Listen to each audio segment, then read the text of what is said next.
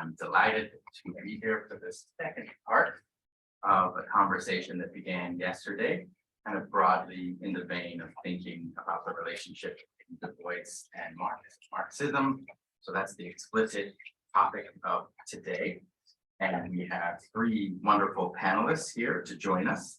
I've already introduced our two distinguished guests yesterday, but I'll briefly remind you that Nikhil Singh is Professor of Social and Cultural Analysis and History at New York University, and he's the founding faculty director of the NYU Prison Education Program. And I will just mention one of his books, Race and America's Long War, his most recent book. If you haven't read it, go read it. It's a fantastic study. He's got a forthcoming book as well that I think will be potentially in dialogue with what he's offering us here. Joshua Clover teaches critical and political theory in the departments of English and comparative literature at UC Davis. And I will mention his most recent book, Riot, Strike, Riot, The New Era of Uprisings. Another fantastic study, becomes highly recommended, widely celebrated. Our third panelist today is Annie McClanahan, who is an associate professor of English here at UC Irvine. Her first book, Dead Pledges, Debt Crisis in 21st Century Culture, won the Association for the Study of the Arts of the Present Best Book for 2017. The book explored the ways that US culture, from novels and poems to photojournalism and horror movies, responded to the collapse of the financialized consumer credit economy in 2008. For more recent research projects have considered the rise of microeconomics and methodological individualism, the cultural and intellectual history of stagnation discourse, the relationship between neoliberalism and the history of the university, the politics and theory of sex work, about which I believe she'll be in dialogue in Los Angeles shortly, right, Annie? For an event that looks fantastic. And Marxist feminism, theories of social reproduction. Her new book project, Tip Work, Gig Work, Micro Work, Culture and the Wages of Service, takes up the rise of service work by attending the contemporary cultural form from TV to conceptual art. As we mentioned yesterday, we really want to thank her for all of her support in conceptualizing and organizing today's panel and yesterday's panel as well. So for the format for today, we'll have each speaker speak for about 15 minutes, and we'll ask them to come up here and speak so we can take advantage of this mic. And I think they've got some PowerPoint slides, which we'll share for both you all in here and for our Zoom audience. And then we'll ask them to kind of engage in a brief conversation, discussion amongst themselves, and engage your questions as well. So welcome to all of you. Thanks for coming. Welcome to our Zoom audience. We are going to go in the following order: Nikhil, Annie, and then Joshua. You don't have a PowerPoint, so we're good. All right. I know, right? Book. Great. Thank you again, Yusuf. Thanks all for coming. I said a lot of what I wanted to say kind of formally about Du Bois yesterday, and today I think I'll be a little less scripted in the interest of conversation. So in a way, it would be better for me to be sitting there. I understand why I'm standing here because of the Zoom and to try to project. So in the interest of kind of teaching Du Bois and thinking about what it means to teach this book, I've taught this book many times, and every time I teach it, it's quite different because obviously every time we teach it, it's different things come up.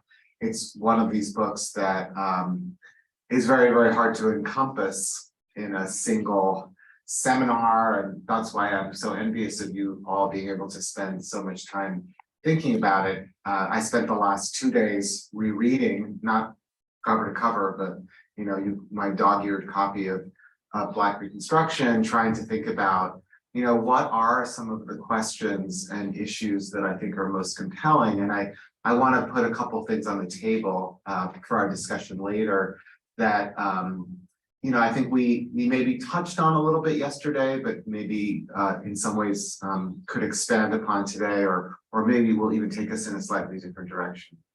So there are two moments in the text where Du Bois repeats the same phrase. And the first time, I've got so many bookmarks, that's the problem with too many bookmarks.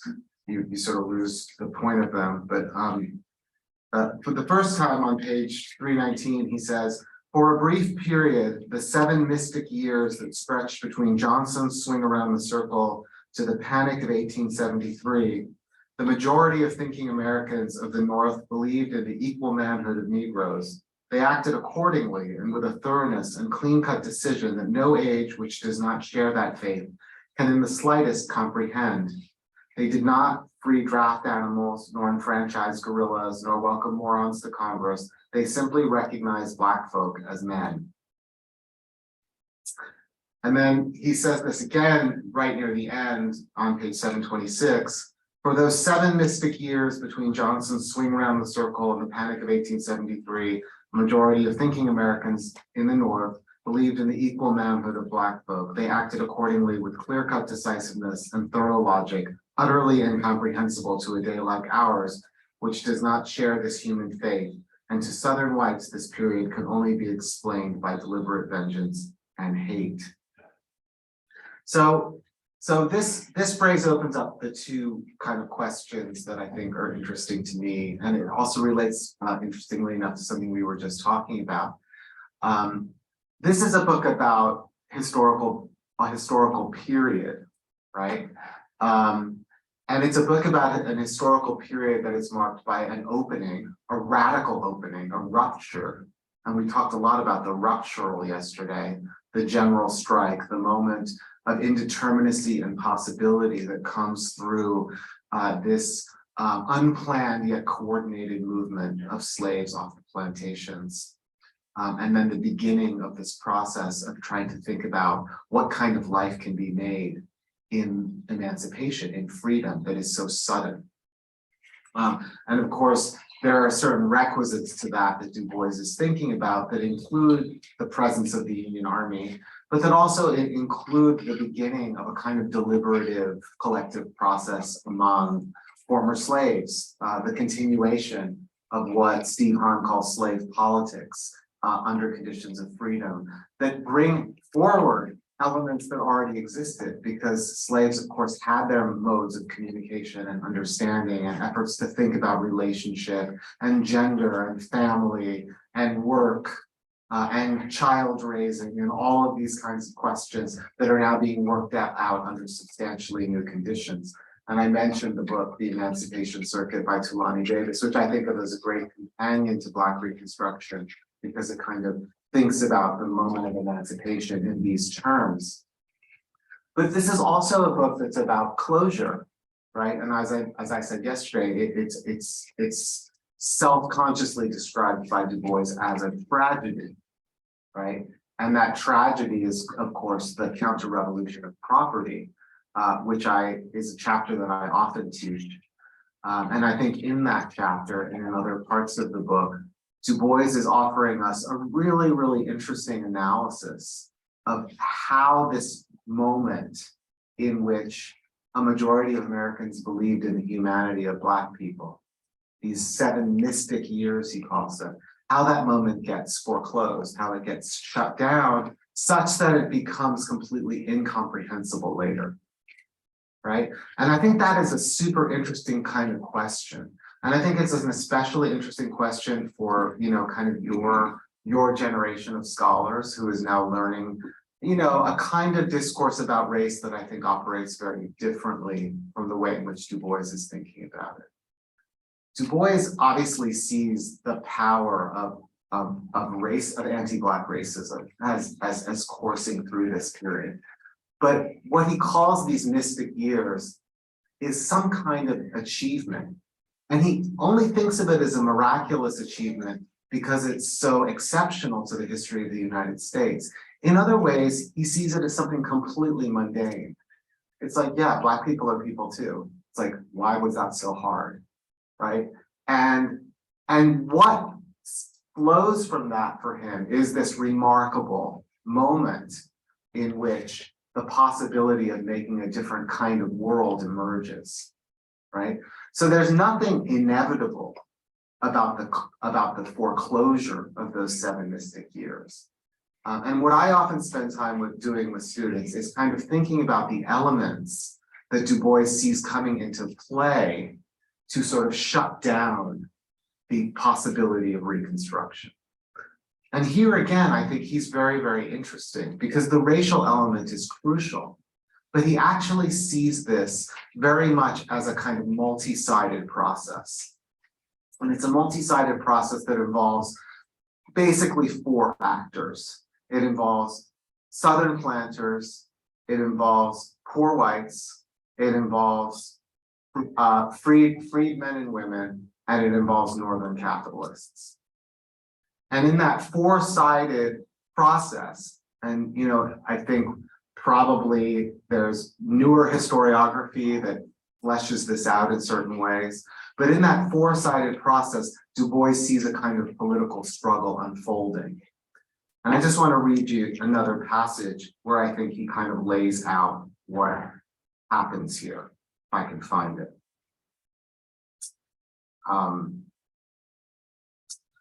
Okay, so this is, give me one sec.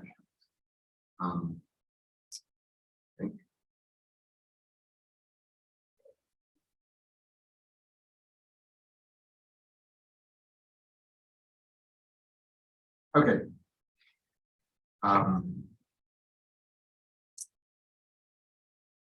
Okay, so for the first place that I want to read is okay, yeah, here we go. 608 and 609, the counter-revolution of property.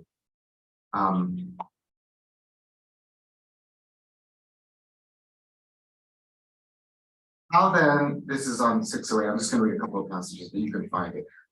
Here then was the situation and what had to follow. The planters had to move toward the control of the political power of newly enfranchised labor, both black and white. One can see such movements in the consent of Beauregard and Longstreet in Louisiana, Alcorn in Mississippi, Hampton in South Carolina, to Negro suffrage and their willingness to concede something of economic power to black voters. But this movement, which would have been comparatively simple under the ordinary organization of capital and labor in modern countries, was complicated by three facts. First, there came in a new eager class of competing capitalists who proposed to share with the planters the dictatorship of labor. Secondly, the movement of the planter class to attract black labor with economic concession met the immediate and bitter fear and opposition of the poor whites. Not simply the mass of half-starved white peasants and farmers, but of the merchants, the former slave overseers and managers, men who proposed to join the planters as exploiters of labor.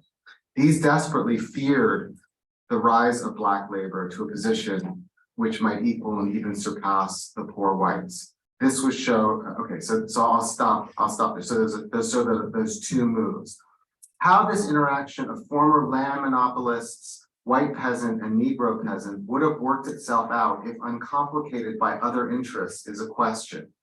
But it seems almost inevitable that the division would have had to take place along economic rather than racial lines, and that the planter capitalists, reinforcing themselves with recruits from a poor white petty bourgeoisie, would have organized to control white and black labor endowed with universal suffrage along the same lines that allowed capital in the North to control native white labor and new immigrants. There entered, however, the small Northern investor, usually and inaccurately comprehended under the term carpetbagger, a phrase too vague for our use, but too much used to discard. If now the new Northern capitalists and the Southern planter class had been united into one new capitalistic class, their only problem would have been to deal with the new laboring class composed of blacks and whites, and to admit to their ranks those of either class who had or could get any amount of new capital. But both capitalists and laborers were split in two. There was a jealousy in the ranks of this new prospective capitalist class, and race prejudice and fear in the ranks of the laborers. So those two moves, I think, are super interesting that Du Bois is making. And the way a kind of racial argument enters is actually on both sides. And I think that's actually quite interesting for our purposes, especially when we think of political reaction in our own time, right? That it's not just about working class racism. And it's not just about the capitalist desire to drive a wedge and divide and conquer. It's actually about the uses of racial, a kind of multi-form use of racial division, right? And that's partly what's happening in the South at the moment of the reaction to Reconstruction, which is capitalists are the different capitalist interests, the old planter interests, and then what he's calling the new northern investors are actually trying to work out the stakes of the struggle by actually figuring out how they can influence and manipulate different fractions of the working class, right? And so they're actually making different kinds of choices, but that's intensifying some of the conflict, right? And it's through the resolution of that ideologically, what Stuart Hall would call an articulation, or what Gramsci would call hegemony.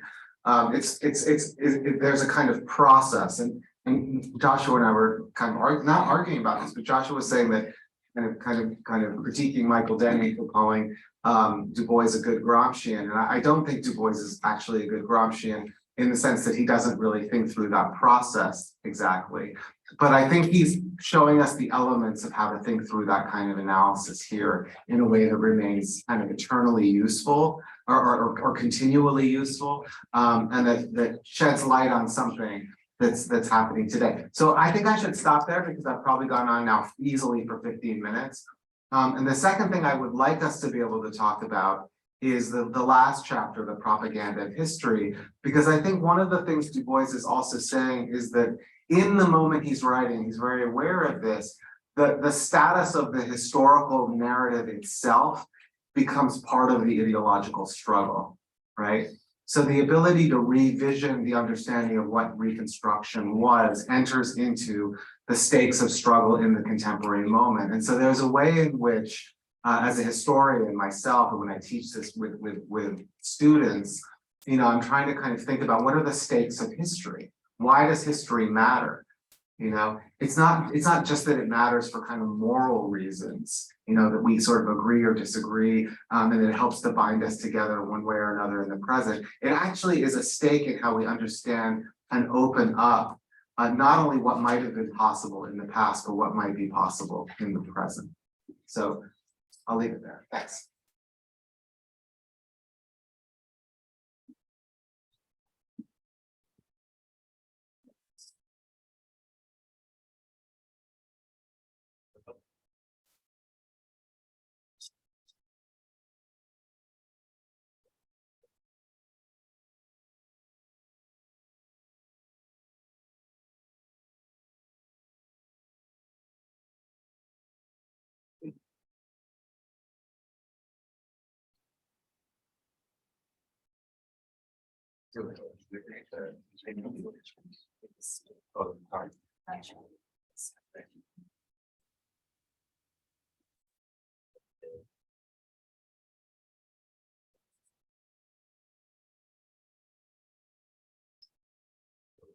And you're coming with it.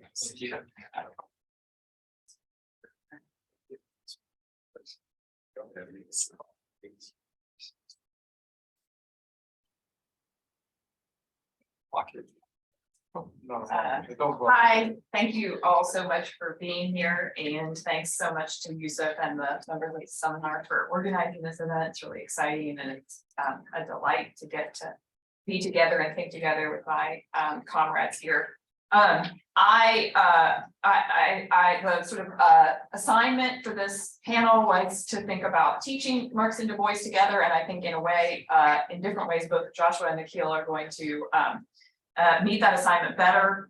Nikhil, because his mode of presenting was itself very teacherly, and Joshua, because I think he's going to talk in part about Du Bois himself as a teacher. And my talk, or my presentation, is going to seem a bit more like a traditional conference paper, but I will simply say in my own defense that the idea for this talk emerged because I went back and looked at the handout of discussion questions that I gave my students last year when I taught Du Bois in my Marxism class, and used the first discussion question that I put on that handout as the basis for this talk. So it does actually emerge from my pedagogy.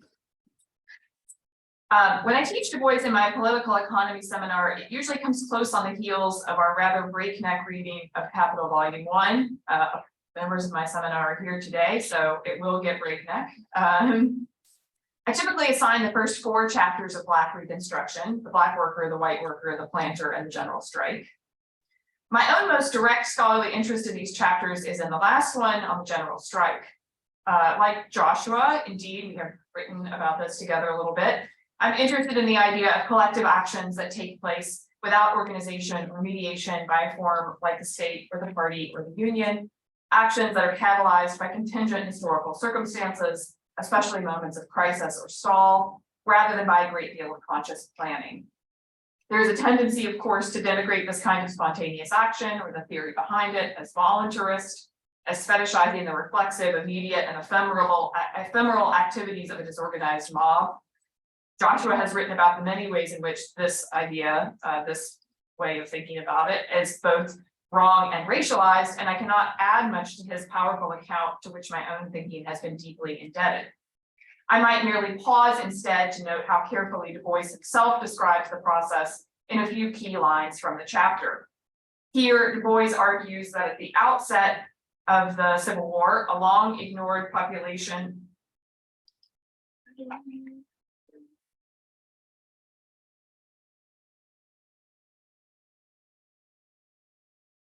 long ignored population of Black workers suddenly, quote, occupied the center of the stage. I'll come back to that metaphor in a moment.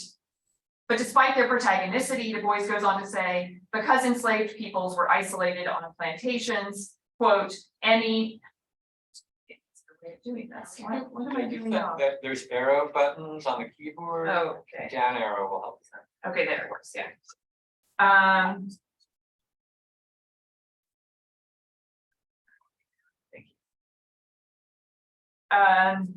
But despite their protagonicity, Du Bois goes on to say, because enslaved peoples were isolated on plantations, quote, any mass movement under such circumstances must materialize slowly and painfully. What the Negro did was wait, look, and listen, and try to see where his interests lay. Then, a few pages later, they crouched consciously and moved silent, listening, hoping, and hesitating. Suddenly then, the movement became a general strike against the slavery system on the part of all who could find opportunity. The trickling streams of fugitives swelled into a flood. Once again, the general strike of Black and white went madly and relentlessly on like some great saga. And a page later, this whole move was not dramatic or hysterical. Rather, it was like the great unbroken swell of the ocean before it dashes on the reef. And I just pause to say like how much this echoes the passages from the Brooks poem that Joshua showed yesterday. Du Bois here describes the origins of a movement quite explicitly horizontal, a swarming that is also a rising tide, in which subjects seize the weapons and supplies most close at hand and burn bridges, destroy rail tracks, and cut telegraph lines as they move. We should simply note how far his account thus is from the idea of emotional, infantile, or reactive spontaneity derided by critics like Anna Kornblue, who disdains the formlessness or voluntarist quality of political actions untethered from constructed institutions, or what Jody Dean regards as the feckless horizontalism of the crowd, which moves and acts without the party's intention and forethought. Instead, Du Bois vividly describes a form of consciousness that knows it cannot prepare, but also knows it must be prepared, that is deliberate if not deliberative, that is silently canny, attuned to opportunity and circumstance, whose movements are not accidental or contingent, but prepared to seize the moment of accident or contingency. In teaching this, I will note too the language of interests, because that language permeates these chapters and is central to how I think about them when I teach them alongside and after Marx. Early in the first chapter of Black Reconstruction, Du Bois notes that political power in the US was almost from the beginning delinked from land ownership, since both opportunity and property were too readily available to act as adequate delimiting conditions for power. Instead, he notes the US political hierarchy depended on other distinctions between native-born and immigrant, educated and not, and especially free and enslaved. As a result, Du Bois argues, quote, the economic problem increased in intricacy.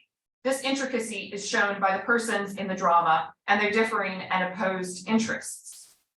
In Du Bois's reference to, quote, the persons in the drama, we note a rhetorical anticipation of that later line to which I referred a moment ago about the Black worker, quote, occupying the center of the stage. When I teach this text, then, I invite students to read Du Bois's use of a dramatic metaphor as an echo of Marx's repeated invocation of capital's dramatis personae. Marx, my students will recall, says that, quote, the characters on the stage are merely personifications of economic relations. It is as the bearers of these economic relations that they come into contact with one another. Here and throughout Capital, Marx describes individual subjects as simply the bearers, or elsewhere, and even more explicitly theatrical, as wearing the character mask of economic relations. For many thinkers, this image of the character mask has suggested Marxist structuralism, anti-humanism, and anti-historicism. Thus, Louis Althusser reads Capital as a critique of the humanist historicist fantasy that, quote, the actors of history are the authors of its text, the subjects of its production. He thinks that's not the case, right? When in fact, Althusser says, the relations of production are the real stage directors of history. Whether this is quite accurate as an account of Marx's claim in the passage from Capital is debatable. Certainly, it is at odds with the manifesto's description of history as the theater of dramatically presented class struggle. It is also quite explicitly distinct from Marx's call in the earlier Poverty of Philosophy for a thick description of humans', quote, conditions of existence, so that they can be presented as, quote, both the authors and actors of their own drama. Yet both the manifesto and Poverty of Philosophy are from the young Marx, and in this sense are both rhetorically and conceptually distinct from the dialectical subjectless process of history described in Capital, which my students will have again just sped through prior to reading these passages from Du Bois. As a result, when we first turn from Marx to Du Bois, I am always especially struck by the persistence with which Du Bois refers to interests, importantly plural, as in the passage quoted earlier. The economic problem increased in intricacy. This intricacy is shown by the persons in the drama and their differing and opposed social interests, as well as many others. The word interest appears like tons of all over this text.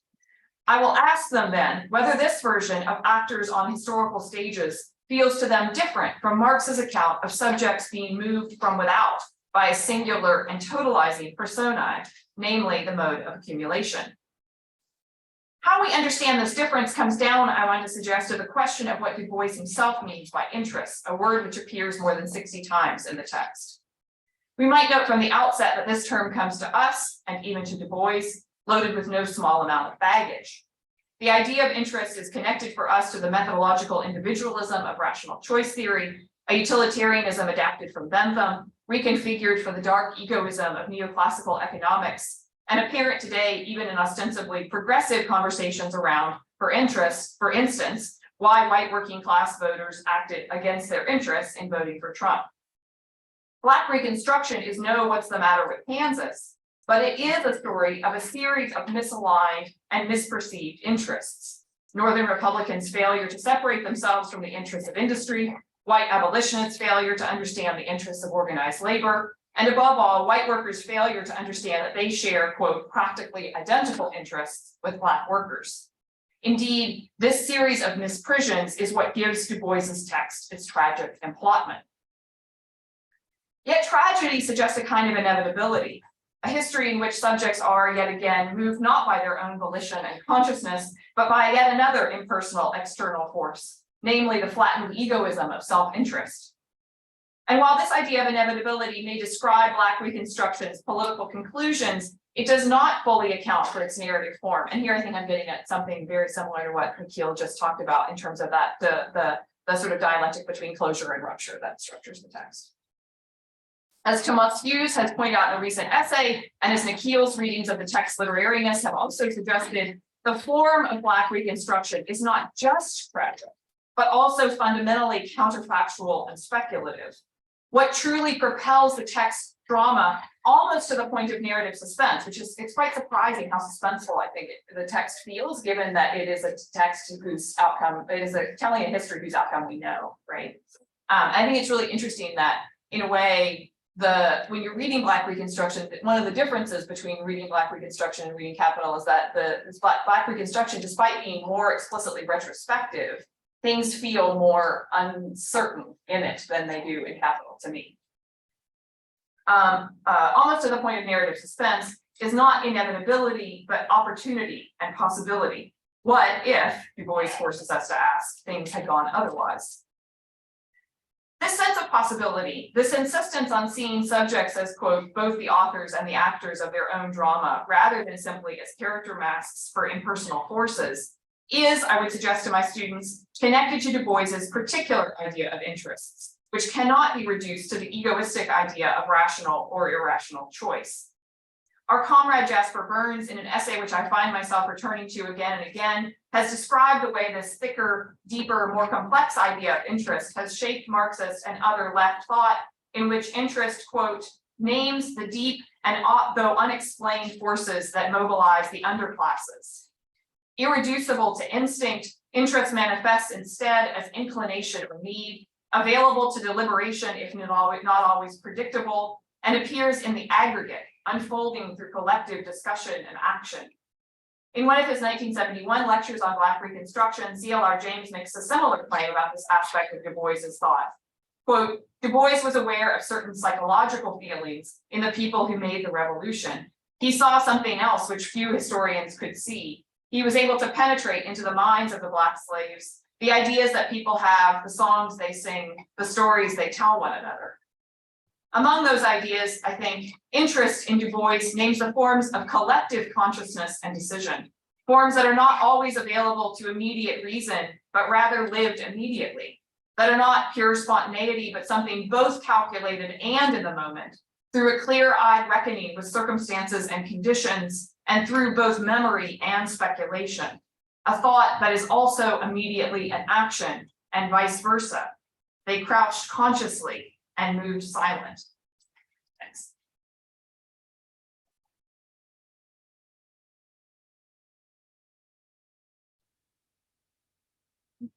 Any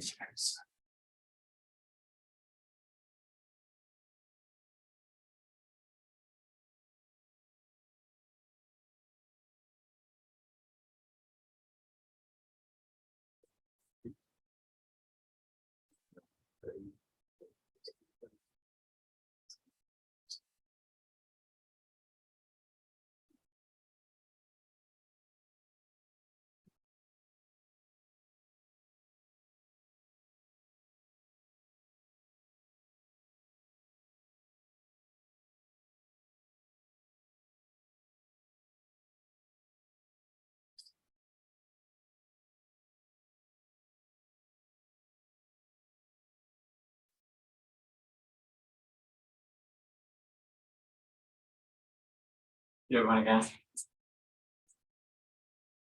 Sorry, we're coming to an end. It's been a really useful event for me and inspiring. And I'm glad we'll have a chance for a conversation after this. I'll try and keep my remarks brief. I want to say I'm really interested in model making. People sometimes talk about simplifying models, which is a strange term because that's by definition what models do. And I think that's fine. I think you need models. I think you need to simplify. But there's also problems with that. So when I teach Du Bois, and I'm teaching it in class this quarter, actually in like 2 weeks. So this is very much on my mind.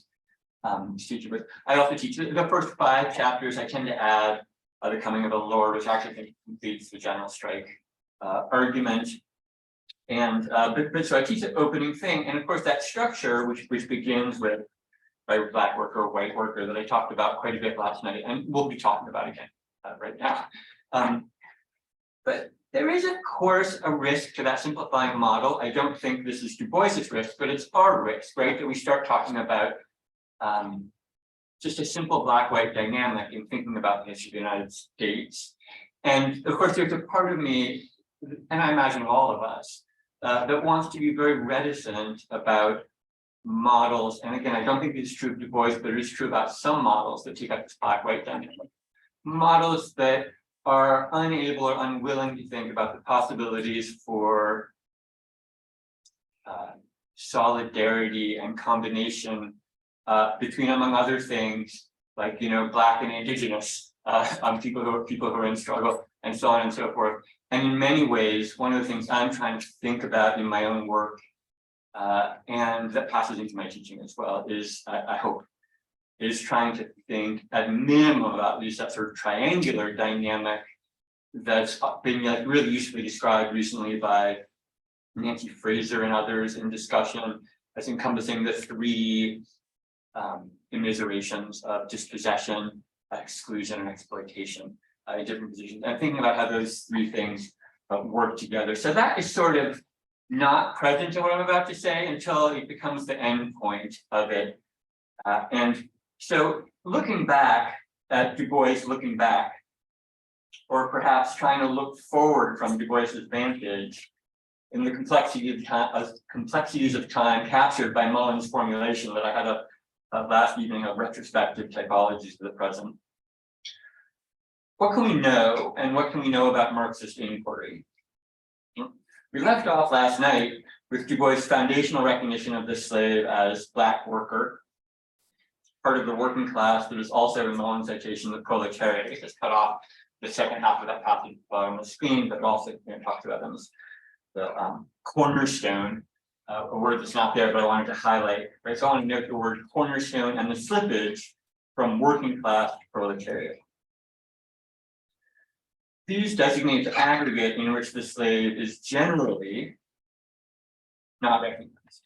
And I want to repeat, as I mentioned last night, that however evident this might seem to us, it remains a recognition that eludes no few thinkers in the Marxist tradition. One can see this in persisting debates about whether a slave economy is properly capitalist, right?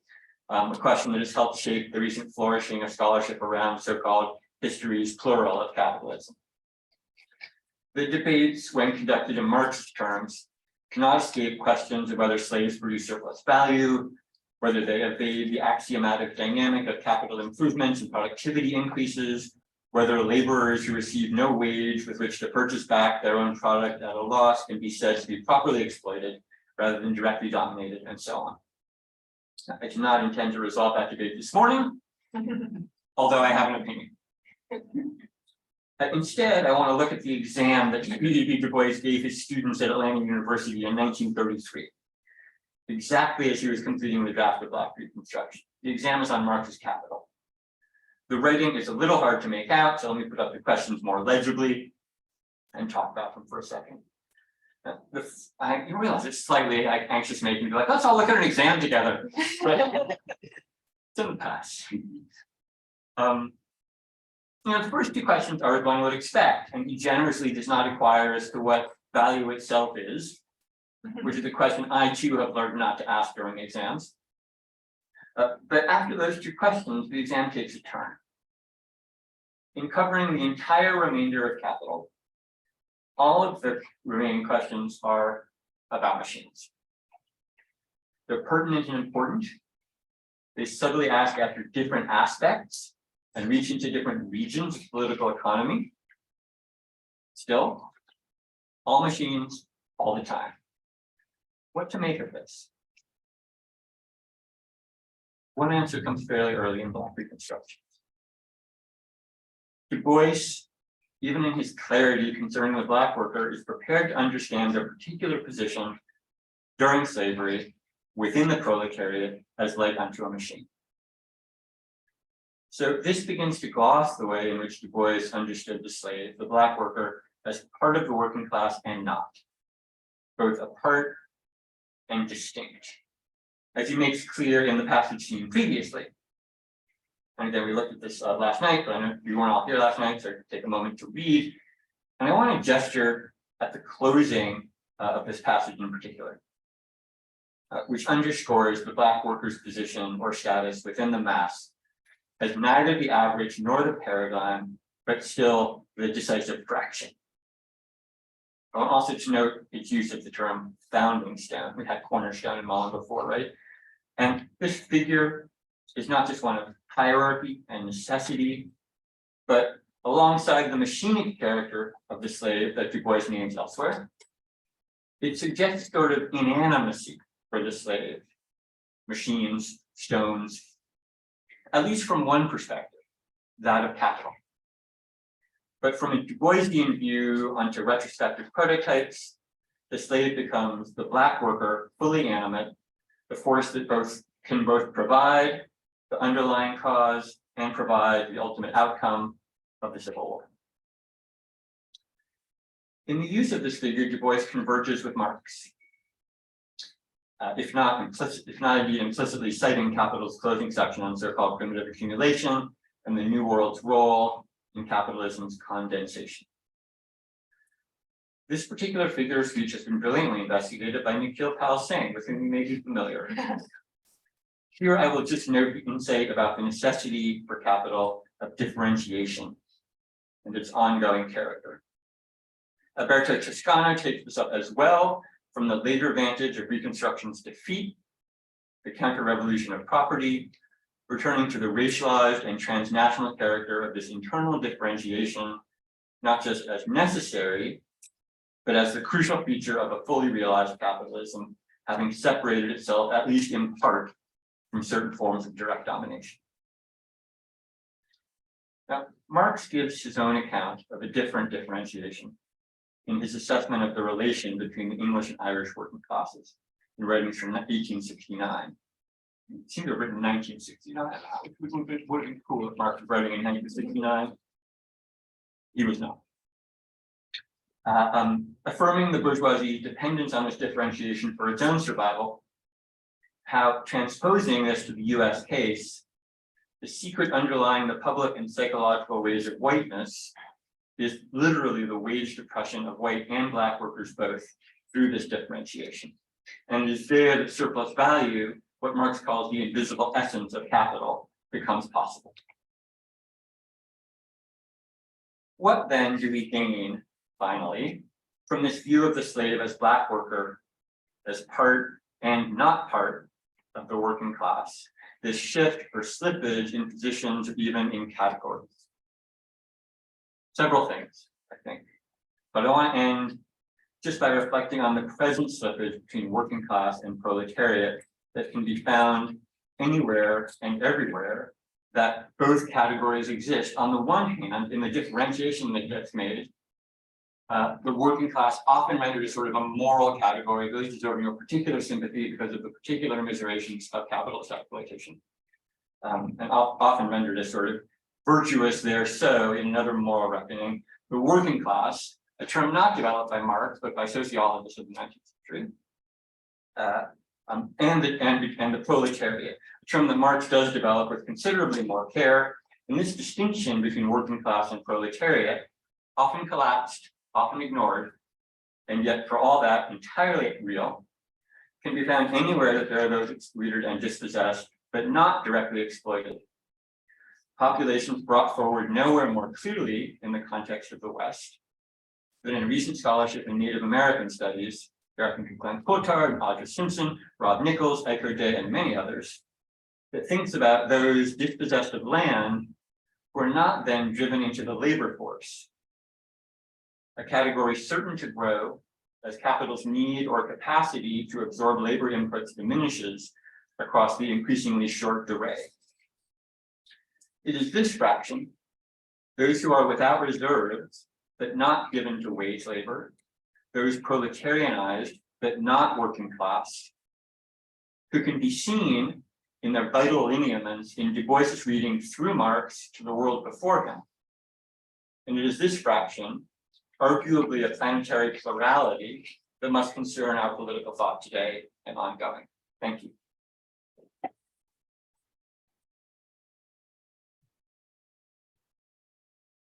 Thanks very much, Joshua. So we'll invite all our panelists back to the front here.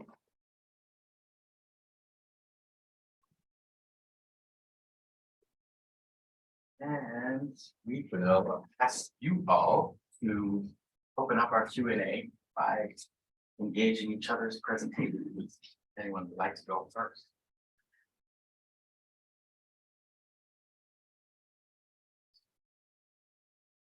While they're thinking of their questions, let me just say, for Zoom audience, please, you can feel free to post your questions in the Q&A box. you all as well. I think it's really like that.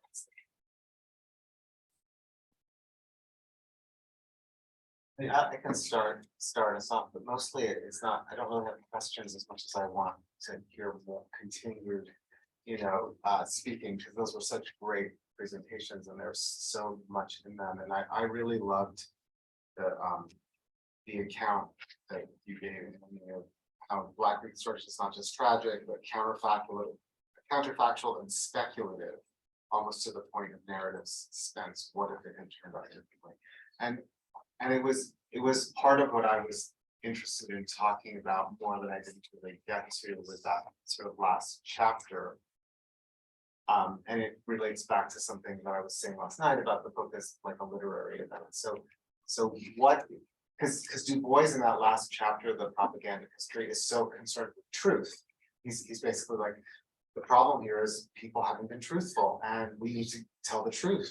And this shouldn't be hard, but then in order to tell the truth, he actually has to be speculative. He has to be lyrical. He has to be, he has to do all of this kind of work to render something that can't be seen otherwise, and I think this is, this to me always suggests something about the real difficulty of our, modern disciplinary forms of knowledge, right? Because we're so stuck in ways of thinking about what constitutes a true discourse. And of course, in this moment, the literary is consigned to, I don't know what, but not really the truth. It's the imaginative or the speculative, right? But it's something about the ways in which Du Bois refuses those oppositions as well. And it's really interesting. And I wondered if you had anything more you wanted to say about it.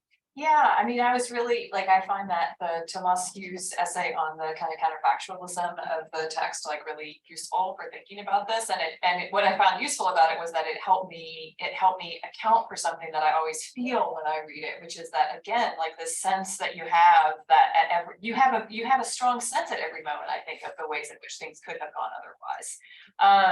And I mean, again, there's a way of reading that as like that is the tragedy of the text, like that's the tragic affect of the text, right? Is that they didn't. And then there's another way of reading it, which to me is the way that the text actually feels, which is that this sense of openness and possibility that I think is also part of what Du Bois wants to draw out from the text and apply to his own historical moment, right? But I do really think it's interesting how, for me, the idea, like a lot of that sense of sort of possibility inheres in the idea that that interests, that not just that like one might misperceive one's interests, but that interests are themselves like constantly sort of changing and shifting and not self-evident, right? And not always available to sort of deliberative reason, right? And that there's something about that that allows him to take this category that's so associated with both with kind of methodological individualism and utilitarianism, but also with certain forms of state formation, right? Because the state is the entity that is meant to sort of mediate and reconcile competing interests, right? Among others, one among others. But it's the idea that both of those traditions presuppose a kind of obviousness or a kind of inevitability of interests. And that I think this idea that like you might not know where your interests lie because they might be constantly changing and you might have to be sort of flexible and fluid and move sort of with them as you discover them or discover them through your movement, through your activities, that marks this concept of interest as distinct from both the kind of liberal and the utilitarian traditions. And there's something about that sort of like, I almost want to say like blindness and insight, like to use the Demonian terms, but like there's something about that sense that like on the one hand, the structure of the text is so driven by a kind of protagonicity that looks like sort of great men of history, right? Like there's so much of the text that is about individual historical actors making individual choices, right? But then the idea that like somehow there is all of this this sort of degree of historical foresight that is not available to them and is not available to anyone, But that has to be decisions that have to be made sort of on the move. That I think is like part of what gives it that sort of sense of tension between possibility and closure. I don't know if that makes sense, but yeah. Well, I'll just say a almost unrelated, like meta thing about the university or something in response to your question, sort of inspired by, right? Which is, it's not anti-teaching a political economy course here, and put Du Bois together with Marx, we're in some sense talking about political economy. And it always is important for me to say, right? You go to the 19th century, the home counties of political economy, and you literally cannot find, you think about the 18th century, you cannot find a political economist like Adam Smith, Sismondi, Samuel fucking Bailey, Karl Marx, who didn't publish a book of poetry, right? And like the distinction between the literary and political economy is a notable modern invention. And Du Bois is an interesting hinge moment, right? Where it feels strange to us, not because of anything of, you know, Joe's question last night about the he's not here, but the literariness of he asked you, right? Like, it feels odd to us or notable to us, I think, only because of that weird transformation and cleaving of the literary and political economic traditions that you know, that there's Black Reconstruction, like every chapter, like a song, a poem in German, right? And like in 1933, the historical vibe, to use a technical term, of what the relationship between the literary and truth or political economy or whatever might be, which is wildly different from what it is today. And that's another thing we could bear to recover. Yeah. You know? Literary, I just spoke on behalf of the literary, I feel slightly ashamed. I gotta get over it. Can I ask make one Oh, more yeah. kind of question? And I think also relates to what was just said and picks up again on Annie's presentation. You know, I guess, you know, the way Stuart Hall writes about it is we need a discursive conception of interests. Essentially, that's maybe his shorthand for thinking about the way in which interests are they're not transparent or given. They're not only pragmatically and situationally constructed, but they're constructed through ideological forms, right? And you know, in a certain way, you could say the public and psychological wage in Du Bois's formulation is an example of that, right? Which is that it's not just the wage. And when labor market theorists say, well, it's competition among the workers that causes this kind of rift. It's not competition among the workers as a self-given, transparent feature.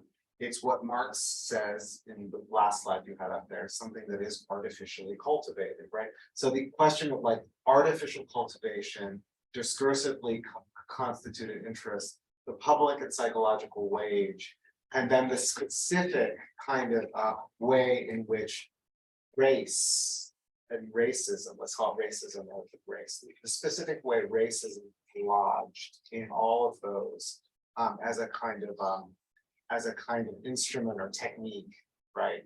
To do the work of artificial cultivation, to do the work of differentiation and cleavage, and to do the work of kind of stoking various kinds of psychological and panicked responses to those things. You know, it seems to me that is something that we're still, funnily enough, for all the discourse on race and racism, not that good at tracking, right? Like in a way, we have this kind of account of kind of class composition and recomposition, but there's something about the recomposition of racial form, right? To go back to the terms that you were using last night, that I think is a kind of interesting question here, and that's why I focused on that idea of the 7 mystic years, you know. And I think when I look at some periods in the 1960s, I think too, like there were 4 mystic years. There was some moment where something was opened up where it was kind of like, oh no, we don't have to organize ourselves this way. But and it's not just that you go back to some invariant like form. It's like there's a new recomposition of the form. And that's an important part of the story that needs to be tracked in terms of how racial domination persists and why it persists. Yeah. Yeah, I was thinking last night, like after your talk about that your emphasis on that, the sort of public and psychological, and the ways in which like part of what seems to be at stake there is an insistence on both the sort of interior and the exterior dimension of the psychological wage, right? That it is both that it's a kind of scene of recognition, right? Which always depends on both the sort of internal process and then an external one. And that also to me suggests the ways in which, again, like interests names something that like is not given and thus can change, right? Because like does it make sense to say that the white worker who accepts the psychological wage is acting against his interests, right? In one sense, yes, and in another sense, no, right? Because the whole point of it is that it is a kind of substitute, right? And so it denies you one set of interests and it endows you with another, right? And that in that sense, like precisely because of that doubleness, it can be kind of seized upon and transformed, not so much through deliberation, which will only sort of like stick you on the horns of the dilemma, but rather through a set of kind of activities that I think resemble what you were describing last night when you were talking about, and what you sort of referred to today as like, you talked about like the deliberative process among slaves. And then last night when we were sort of having that debate, or while we're having that debate about the state, like talking about that moment, that sort of more communizing moment where you're sort of talking about like, how are we going to provision for ourselves, et cetera, right? How are we going to how in a more kind of more immediate and local way are we going to mediate and reconcile our different interests as a group, right? Or mediate and reconcile just the objective and the subjective, right? Yes, Like that's right. as soon as you go autonomous planning and talk about people voting against their interests, what you're saying is like, I'm actually in possession of an objective stance. That's right, Like, that's right. I know what your interests are, bud.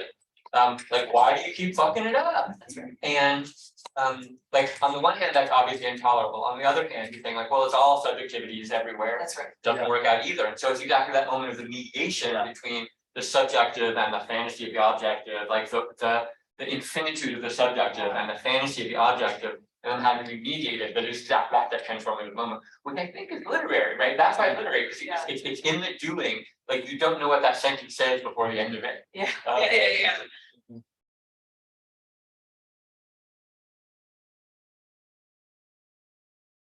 We can open it up, I think, for questions from our audience, from our Zoom audience. I think we have one here, so feel free to go ahead, and if possible, if you can project, that would be great, so our Zoom audience could hear. We're talking a lot about theater and drama, so.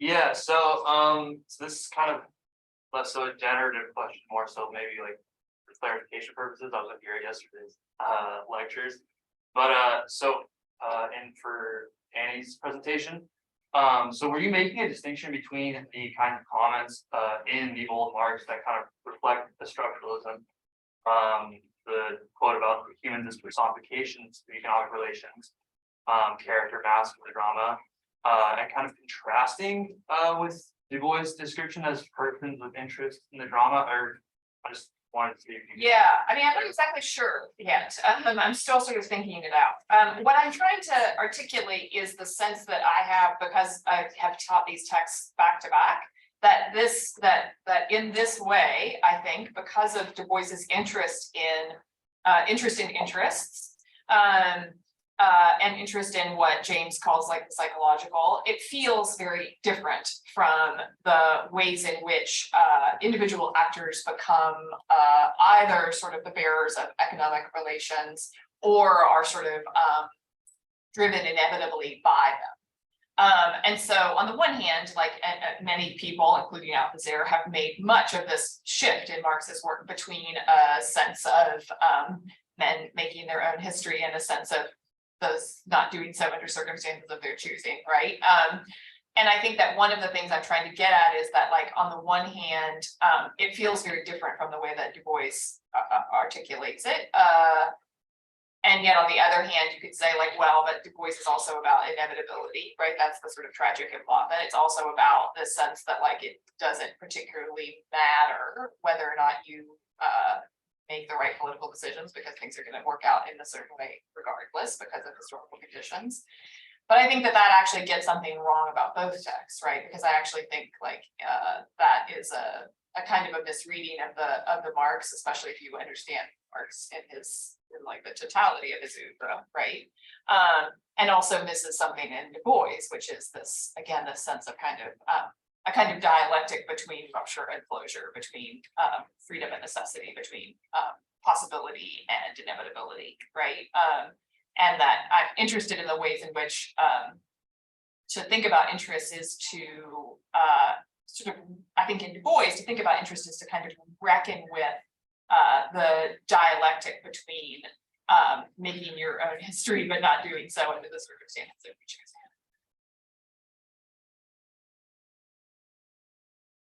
Questions? Go ahead. All right, just some comments, I guess. And maybe a question eventually will arise out of the comments. So I was struck by the quote, I guess, from Du Bois, slaves work fewer hours. But that discounts the sex work, the reproduction of the slave that encompasses the totality of the life of the slave, so that all social relations are sort of subsumed and commoditized.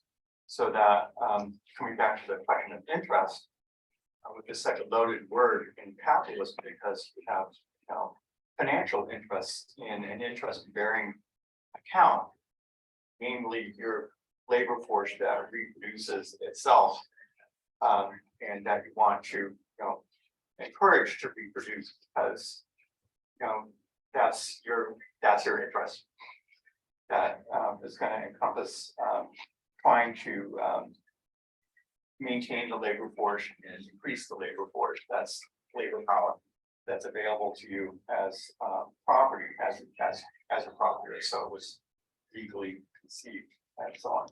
The metaphors of interest or the metaphors of the strike that's horizontal and moves across space has this curiously almost Taoist kind of quality of water that can't be stopped because it will flow and so on. And then the last little comment is just a quote that racism that came up a little bit ago was about always has a new form. Is it Malcolm X or somebody who says they always have a new model every year, like Ford or Cadillac or something like that? That's racism, which has this oddly Fordist quality to it. In fact, as something that's manufactured and reproduced as well. So there's all kinds of different ways in which this kind of language starts to accumulate interest, I guess. Well, one thing I should say by way of clarification, I fear I've misled you. That sentence, slaves work fewer hours. So that's like all passages, it's taken from a longer. Yeah. Taken from a very long quote. So he's specifically making a distinction between slaves after emancipation and before later attached. So when he's talking about slaves after emancipation, he says they work fewer hours, which I agree might be an arguable position, but that's the distinction he's making, is slaves after and before emancipation. But of course, you're completely right to foreground the significance of sex work and human reproduction as part of the product of slavery. In fact, some of the most serious economists of slavery, right, have noted that the profitability of cotton was in fact quite limited, and the main source of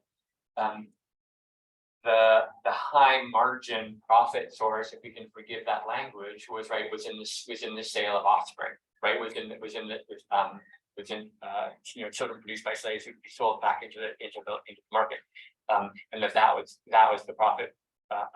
That's what provided the profitability of slavery, and it's really important to hold that in mind. Absolutely, as we talk about the economic history of slavery. Absolutely.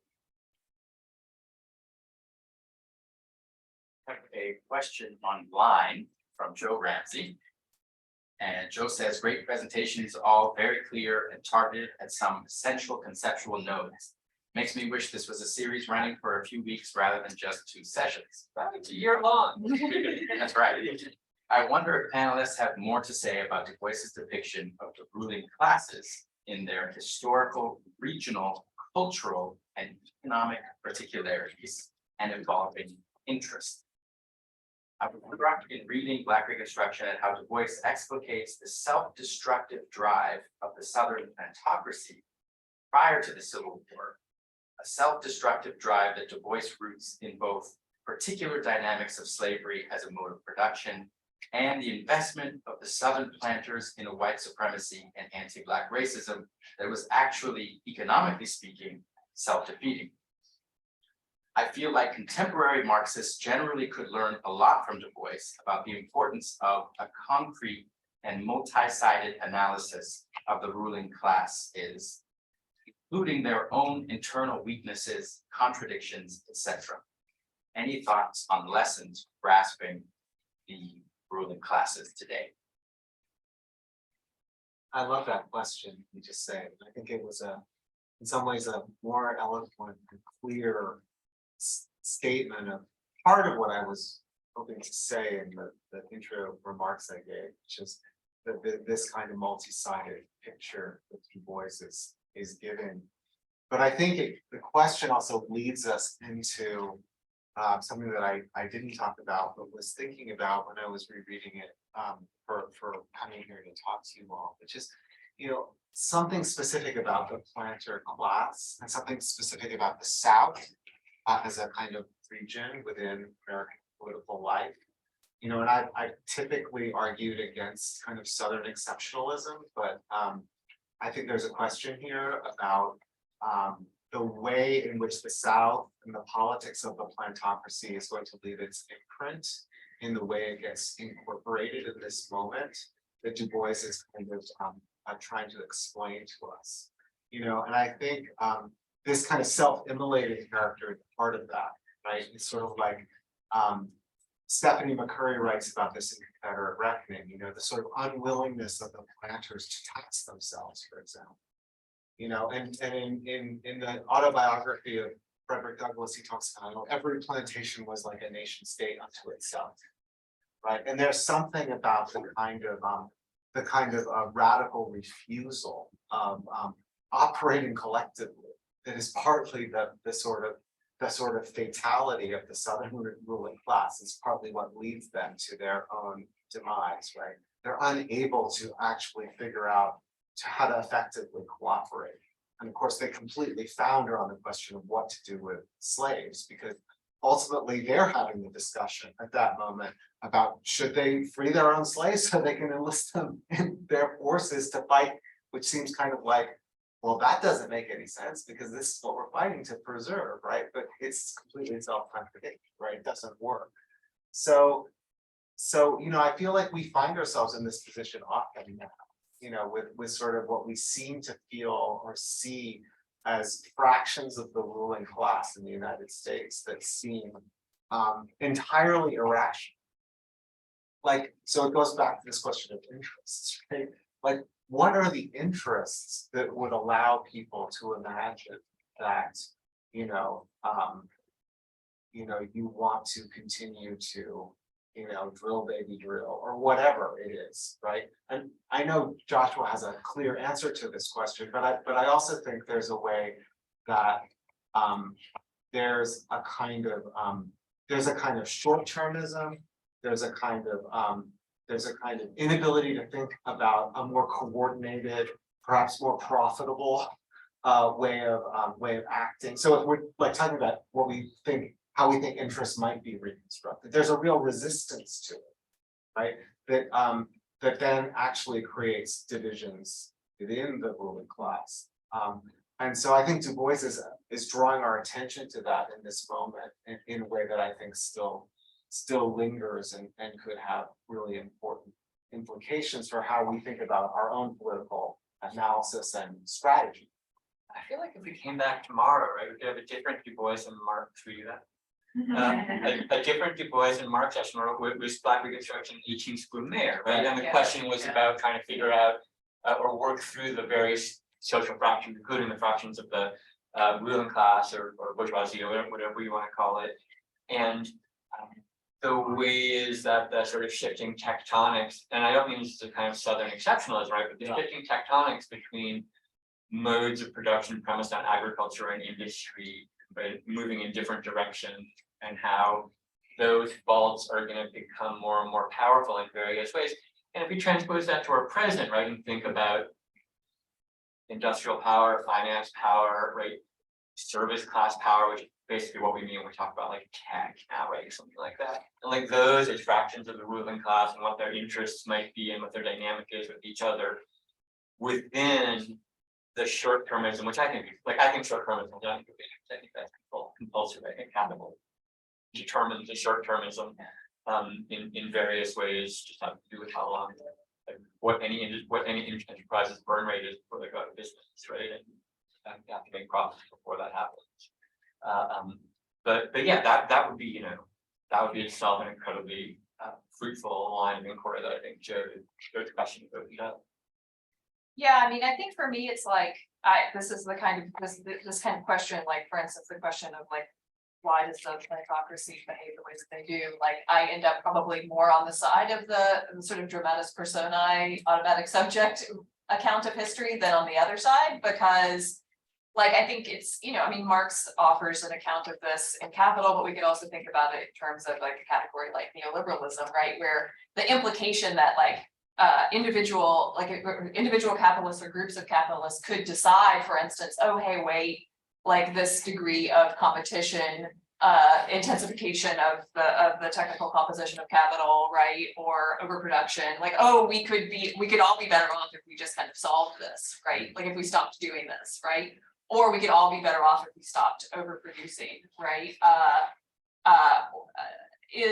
And I think that leads to an argument like, you know, well, neoliberalism is the sort of ideology that produces this set of, is a set of ideological choices that produces this set of sort of historical economic circumstances. Like that seems wrong to me, right? I don't think that the plutocracy could have behaved otherwise.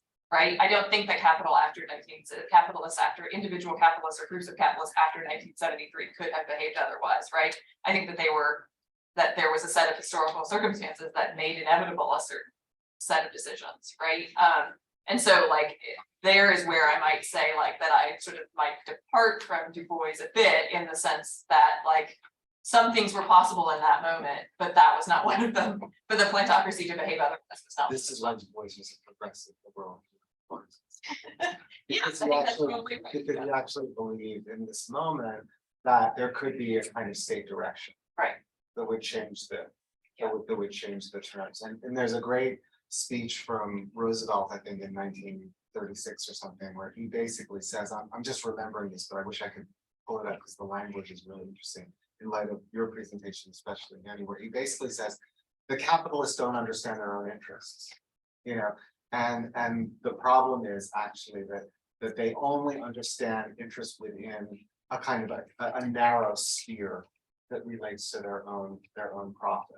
And what we have to do as kind of state policy makers is actually change that equation and change the structure of incentives that make possible a different apprehension of interest. And Du Bois certainly would have believed something like that. I guess I would be reticent to pitch that too much as some version of a desirable progressive state. And that's kind of a version of what the state has always done, right? Which is to say, not the state is counter capital, but the state has functioned, the modern state has functioned out of the fact that capital is dominated by the anarchy of the market, right? As Marx says, and can't coordinate itself. If it could, right? We all like to say when we teach capital class, if only capitalists would read Capital, they would understand that what they need is surplus value and not profit. And as long as they pursue profit, they're self-undermining that if they pursued surplus value and worked all together toward accumulation, capitalists would have no problem and they wouldn't generate their own grave diggers and yada yada. But they do. Out of a set of compulsions, here I'm with Annie on this, and the state has existed to mitigate that problem, right, and to make the market more coordinated and less of an anarchy, and to mitigate the problems caused by that set of compulsions that can't be coordinated by capitalists themselves because of competition. And so that thing that Roosevelt thinks the state needs to do, And wants to pitch is like, hey, wouldn't it be cool if the state did this and cool and progressive? It's neither cool nor progressive. That's what the state's always done. Yeah, I mean, I think that this is like kind of maybe the crux of our like. We keep on finding cruxes. Yeah, it's the crux. Crusade, sorry, crusade. It's the crux of like you know, it is kind of like it's like an old disagreement that I think has, you know, maybe takes different forms, but I do think it's different when the state taxes corporations and wealthy individuals at 91% when it taxes them at 22%.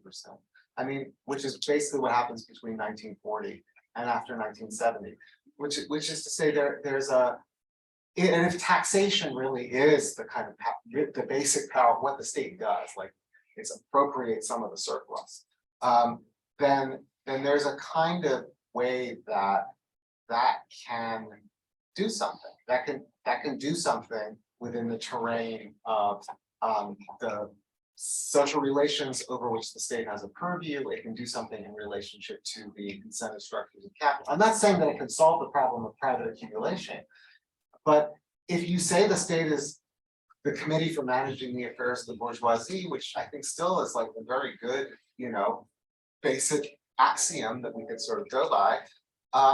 There are different ways to manage those affairs, and there's good management, there's bad management, there's more progressive management, there's more regressive management, and maybe in the grand scheme of things, in the long horizon, you know, I mean, this is the Keynes thing, in the long run we're dead, but you know, maybe it's always as you say, right? That it just comes down to kind of, you know, responding to different contingencies. You know, but I do think that we can see at least something in the history of capitalism where the state has operated differently from how it But operates difference now. doesn't necessarily mean autonomous, right? Yeah, Like, oh, no, I no, mean- I'm not saying autonomous. Go ahead. I mean, that's what you were gonna say, I mean, to your account of like taxation, the taxation rates, one, like, sure, but it's sometimes more desirable for states to tax corporations to keep rich people at a higher rather than lower rate, as far as living all of the state capital and so on. No one here would object to that. Unless you're capitalists. Raise your hand. But that just it, but I think that maybe to try and keep on refining even our difference, like that decision isn't made magically out of nowhere. That tax rate occurs because of a massive industrial profitability that makes that tax rate possible, because the profits are there to be taxed. And when profitability collapses, magically the tax rate changes. And so the idea like, well, we just have the good state and not the bad state. We have the responsive state, and we know what it's responsive to. And it's not responsive to people's ideas. I don't disagree with that. Got a question here in front, go ahead. This is sort of in connection with, I think, it's Joe's question. Yes. Which is that I think one thing that I've been thinking about since yesterday, is the particular sort of conditions that that manifested, right, the instead of people being, oh, we're going to free ourselves, right? At that time, we have two different classes of capitalists that have very distinct interests, right? And it happens that the enslaved people clocked that the interest of that their potential emancipation might be in alignment with the interest of the victory of the Union Army, right? And so I think that's a pretty decisive and important part of that contingency, right? Is that in that particular moment, emancipation of the enslaved were in alliance with a part of, and you know, I would argue the more powerful capitalists at that particular conjuncture. And I think it's hard, I think, to imagine something like that happening today, just because of the ways in which even when, you know, there are heterogeneous parts of the capitalist class, it's not as distinct in terms of interest, I would say, as that particular moment. And so I think what happens is that when we do have sort of spontaneous uprisings like in 2015 or 2020, or even like the Arab Spring, there isn't necessarily sort of a power that can sort of align itself with those sort of uprisings in a way that actually allows for revolutionary change. And so I guess my question really is like, what do you guys think about hegemony and the sort of role of hegemony, or if hegemony is not, or hegemonic bloc in particular, creating a particular counter-hegemonic bloc, all of what I'm trying to say. What you guys sort of see in terms of how that is in communication with what Du Bois is saying in that particular moment, and what that might mean about.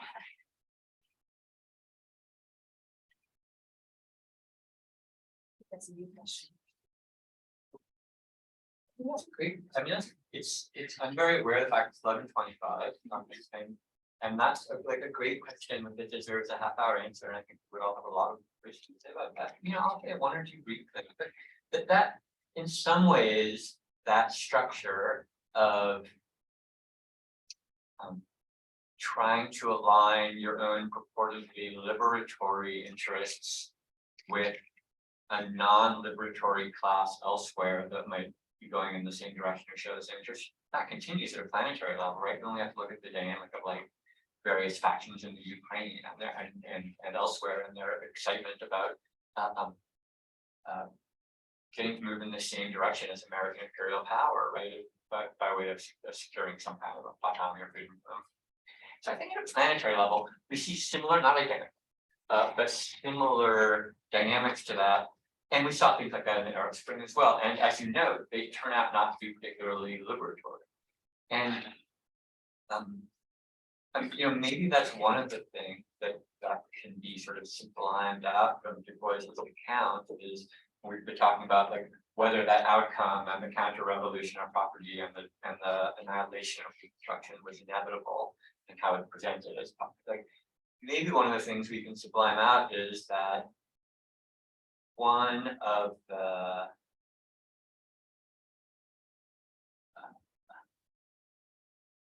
winds blowing that pushed things in the direction they did blows from that unspoken alliance between those seeking their own emancipation and liberation and forces of domination elsewhere, right? And how that unspoken and not necessarily entirely conscious alliance might blow a wind toward unfreedom and that it can't quite be figured that way, so that the emancipatory movement, the liberatory movement, might be obligated to not have to find clever ways of building hegemony, but find ways to successfully autonomize itself from these other positions that are structurally interested in their own self-preservation and domination. But sort of the general consumption question, I can leave to others. I think for me, the problem of like the formulation of developing hegemonic blocks is planet burning in 40 years. Like the idea that we have time to like have a long march through the institution seems bonkers to me, but that's just a different question.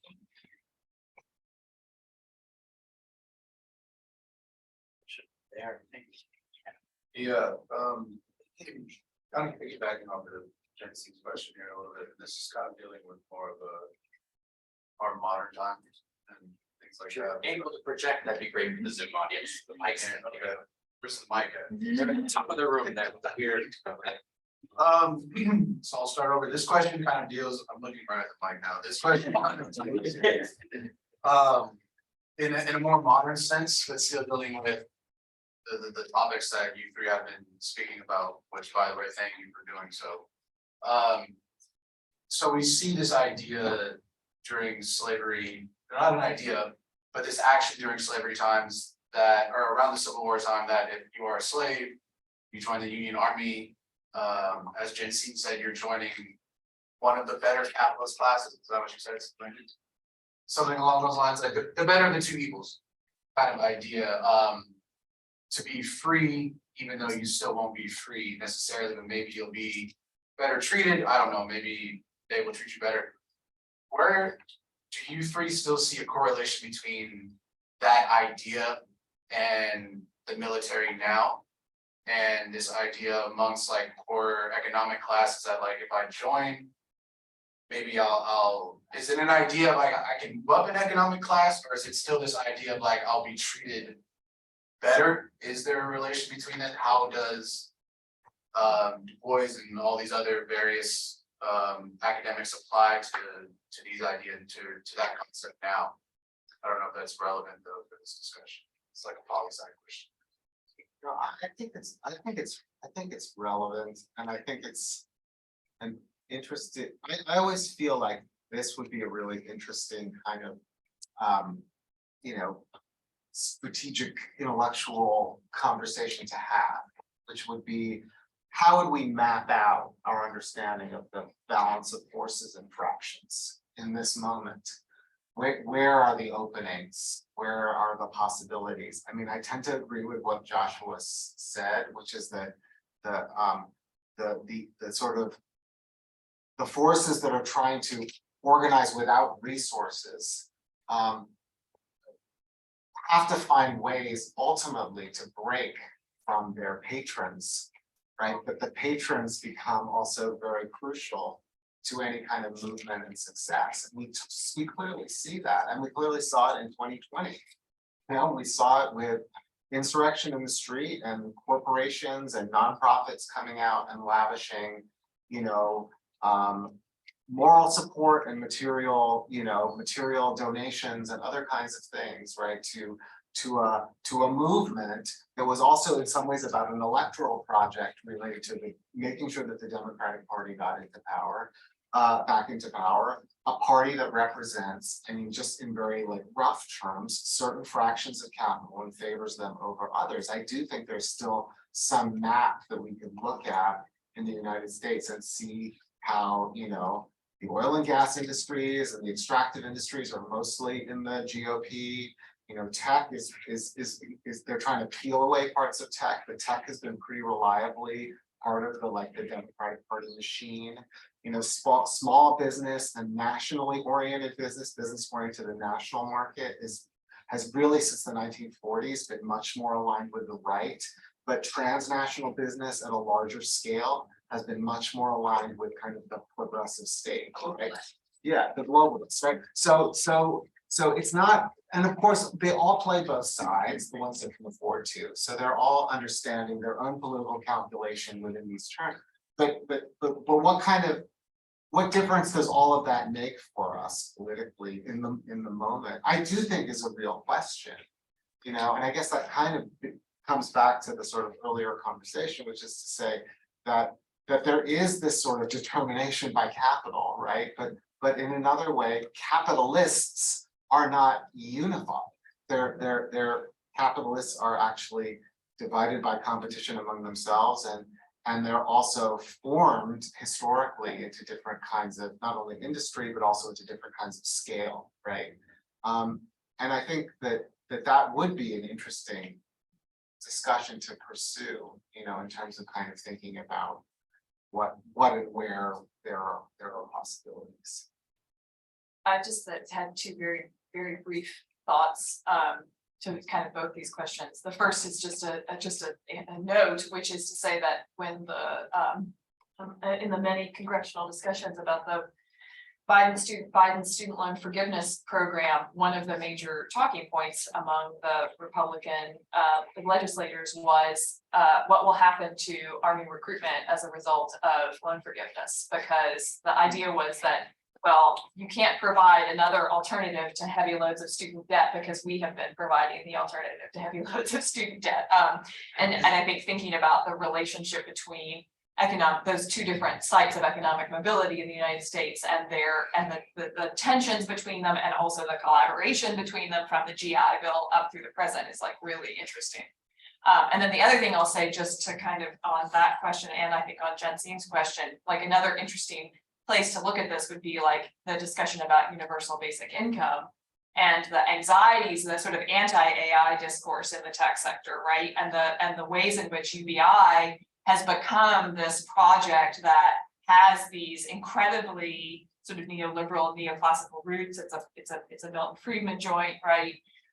Then becomes the site of a certain kind of progressive enthusiasm, right? And is also, not surprisingly, taken up by precisely the tech sector, who is concerned that in the absence of a program like UBI, you will no longer have consumers for the products that the sector is producing, given that the sort of post-industrialization of the economy has left people with wages that are so inadequate to that kind of consumer economy.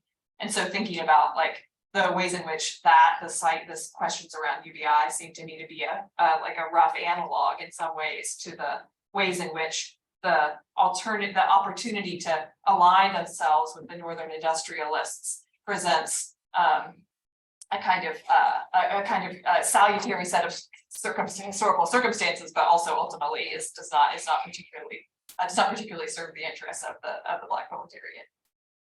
Say one very literal thing in response to it, but like, I don't know about, there's no upward mobility. Every study shows that like the United States has less class mobility than like basically anywhere in the world. Just by international fantasy about that.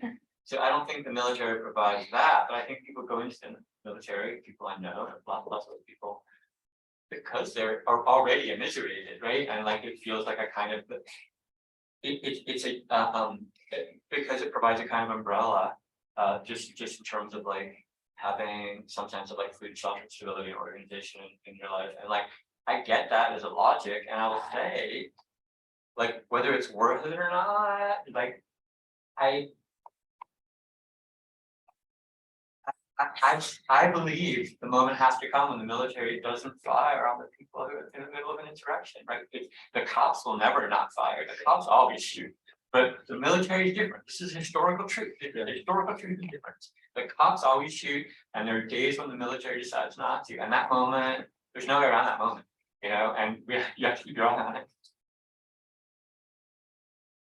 I want to come back to the question of interests, and so I have a question around that, and then we have one final question from Ali online. I was really happy that you raised the 18th Brumaire, I think because we've been thinking primarily this event is called Black ReCapital, thinking about the dialogue with Marx's work in Capital, his direct citations of primitive accumulation. But I do think that part of our conversation has revolved around particular conjunctures as well. And I think Nikhil framed it like this, thinking about the mystical years, juncture of the end of the Civil War, this period of Reconstruction, the conjuncture of the 1930s, when Du Bois is writing, what's happening at this time, how is this text an intervention into that particular moment, our contemporary conjuncture of uprisings, and in between there, of course, you talked about the 1960s, and we asked if people wanted to circulate readings in advance, and Joshua circulated 3 texts, 2 of which I think you talked about yesterday and today, the Cedric Robinson's piece on Black Reconstruction, and the Nichols piece on Texas property.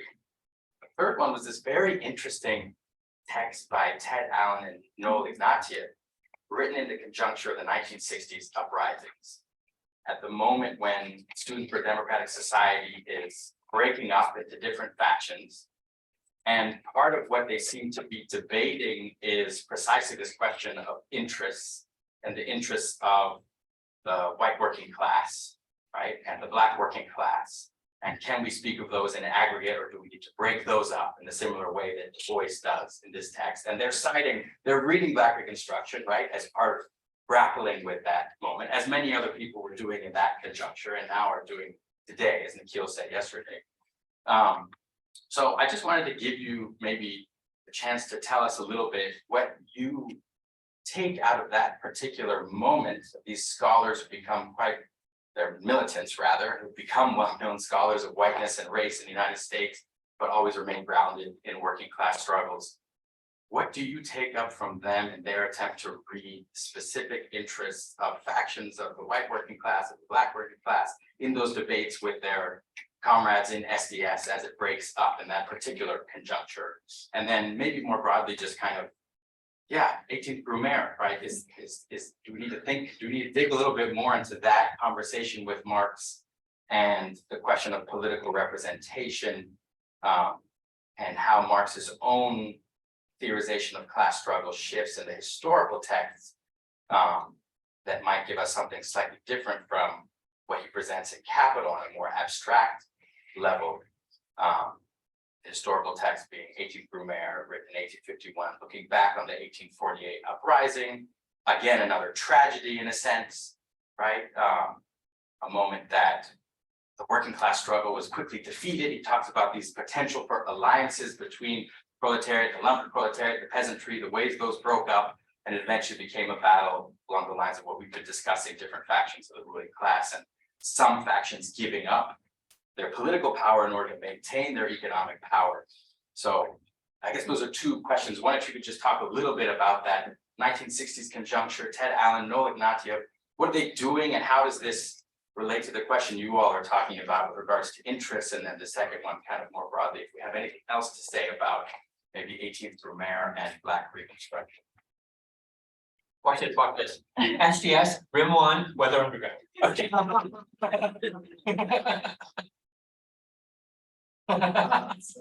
So true. Yeah.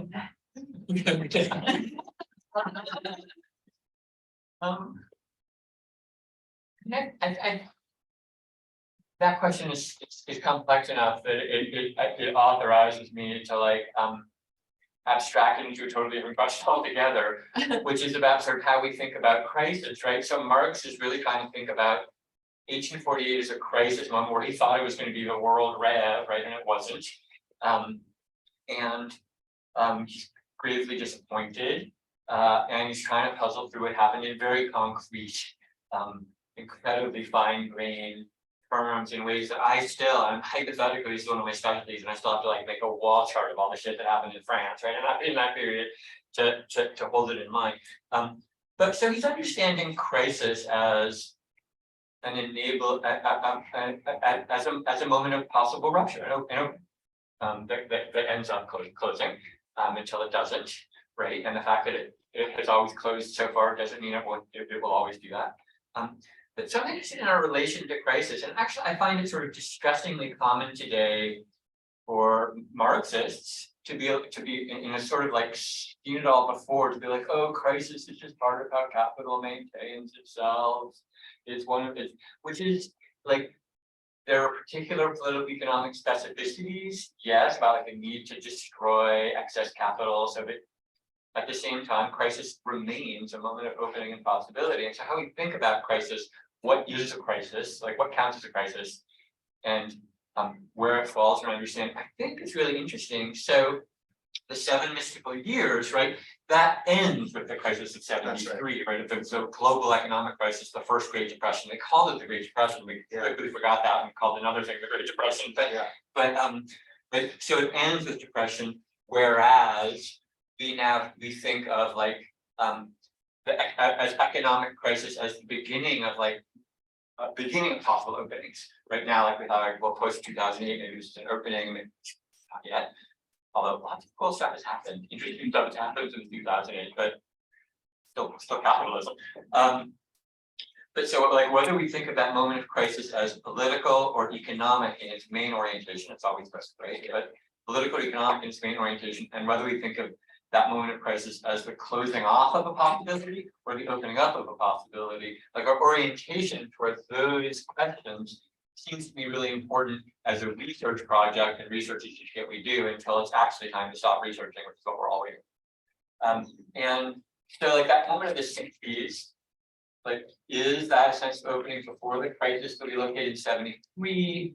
Or some people locate the sources of 73 global economic crisis as earlier than that. Negri wants to start as early as the early 60s. So in fact, are we talking about 1960s as already arising from this incipient systemic crisis? And I guess I would argue that, because I believe so much in the end of capitalism, that when capitalism is on the rise, right, from its early consolidation and its growth at a global level, we're going to see a period where moments of opening seem foreclosed by crisis. And when capital's on the global decline, we're going to see crisis as feeling like a moment of opening. That's my guess. That's my macro historical claim about the entire issue of capitalism. But that's sort of how I kind of locate those various moments in relation to the long arc of capital accumulation as a planetary phenomenon. And 1873 is the beginning of like a pretty significant rise. Yeah, Yeah. absolutely.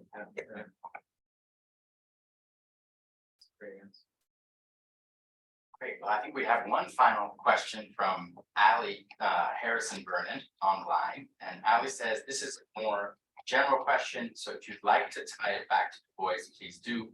Do any of you have thoughts on the relationship between abolitionist, intellectual, and aesthetic work and different types of fabulation, Afro, speculative, critical? Maybe on the relationship between race as the modality through which surpluses live and subjectivities tied to state protection and freedom with violence, and how fabulation might be useful or required here for imagining something different. I'm thinking about Annie's emphasis of Black Reconstruction's speculative vibe, Clover's take on the literary, specifically poetry, as a companion of 19th century political economy, and Singh's comment that Du Bois had to be speculative to tell the truth. Yeah, I mean, in a way, this gets back to like the reminder that Du Bois himself wrote science fictionally, right? And the importance of that, and I think that what I find interesting about this idea that there's a kind of counterfactualism to Black Reconstruction useful is that it allows you to think about the intersection between the genre of history and the genre of fiction, right? Because it presents a way of constraining the science fictional imagination to a set of historical, to a historical conjunction, right? So that you have both freedom and necessity at once. And I think that's what you get. That's what counterfactualism in its best version offers you. And I think that's what the sort of speculative vibe of Black Reconstruction also is engaging, is that sense of fabulation, but fabulation within a given set of conditions. There's a great line in Frederick Douglass's autobiography, the first narrative, where he says, slaves, when inquired upon about their condition, invariably lie and thereby show themselves to be part of the human family. And it's this great dialectical turn, which he also does constantly in the text, right? And the point is basically there's no way to tell the truth about this condition, because it won't be believed, and B, it might actually get you killed, right? Or vice versa, right? Or both. And so there's certain kinds of choices that are made, right? And there's something about the artificial cultivation of interest that produces the distortion in the fields of combination and solidarity and possibilities of acting collectively, which then are amassed in the official archives of why things happened the way that they did. And they tell us it was okay, it was because competition among the workers, and here's all our labor statistics, and here's all our examples, right? But if you actually could get underneath that, and sometimes people do get underneath that, and I think that's why we have, other kinds of ways of trying to obtain knowledge, or need other ways of obtaining knowledge, and that the archives aren't truthful, they're not just the repository of the facts we need.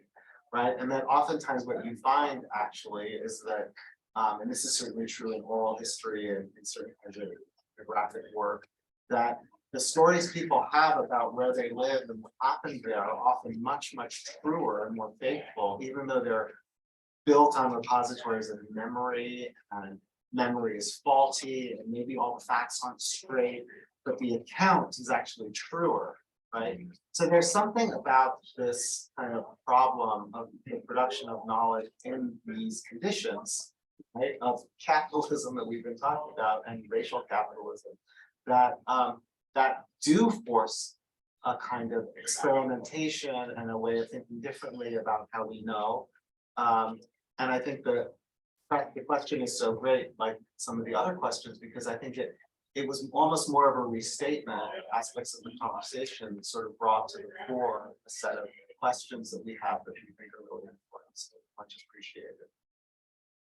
And by reaching out outside of the room to remember that we were those scholarships, a lot of we were trying to answer the exact question you just got asked. And I imagine the person who asked the question is probably familiar with that scholarship, but I would, or not scholarship, but of course, writes poetry and all his output, right, is exactly in its constancy, complexity, consistency, reaching toward that question, and people should check it out. Great. Well, let's thank our panelists and thank.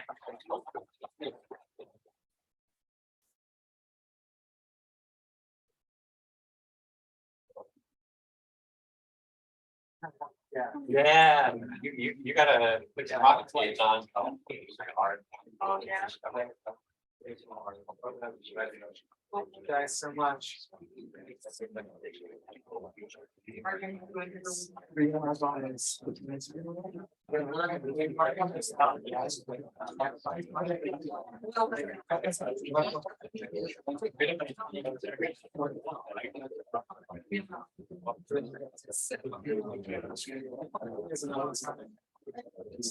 Yeah.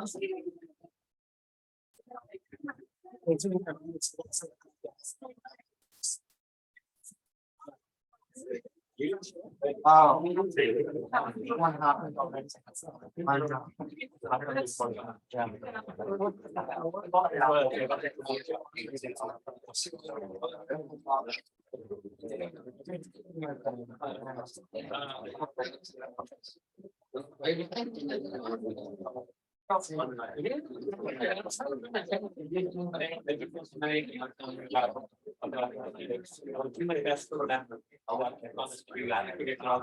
You